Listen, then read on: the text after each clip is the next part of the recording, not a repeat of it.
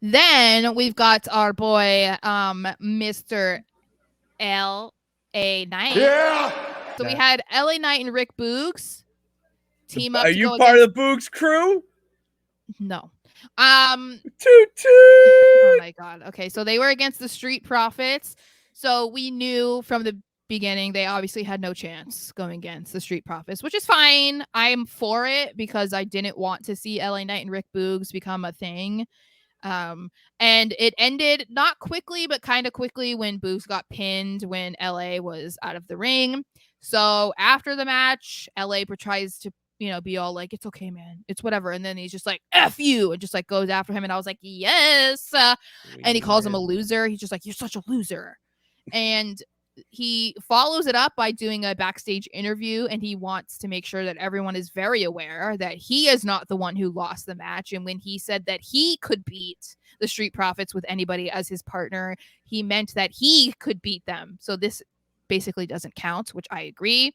And my only question from this is, okay, I'm fine with them breaking them up because I didn't want to see that as something long term. But I'm like, please do not make this into a long term feud because LA Knight deserves so much better. So much better. Because then he also had a dark match last night. So he Oh, he had two did? matches now. Yeah, he had two matches last night, and the crowd is just going insane for him.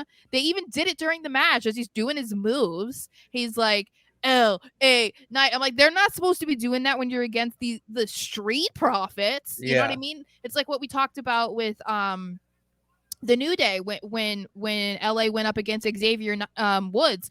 He was still getting cheered for, and I'm like, if you get cheered for over somebody like Xavier Woods, then you know that you're over, and they're just not taking advantage of it.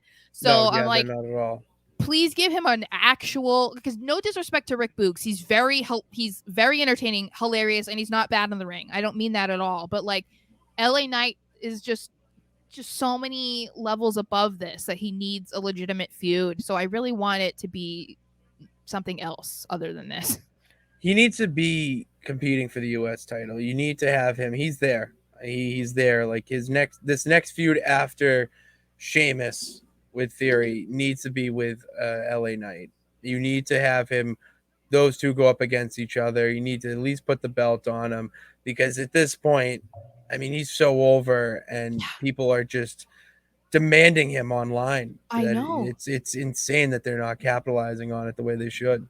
Well, and it's not, we're not at that same level yet, so I'm not saying that it's exactly the same, but it has the beginnings of feeling similar to Daniel Bryan and people demanding that WWE use him and put him in these big matches and like put a belt on him.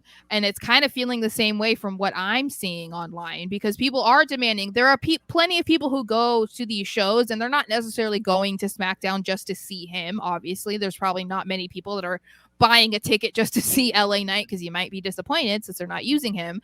But there are enough people that are talking about the fact that he should be in bigger matches and bigger feuds that you would think that it would be kind of piquing their interest at this point, and yet they just don't do anything.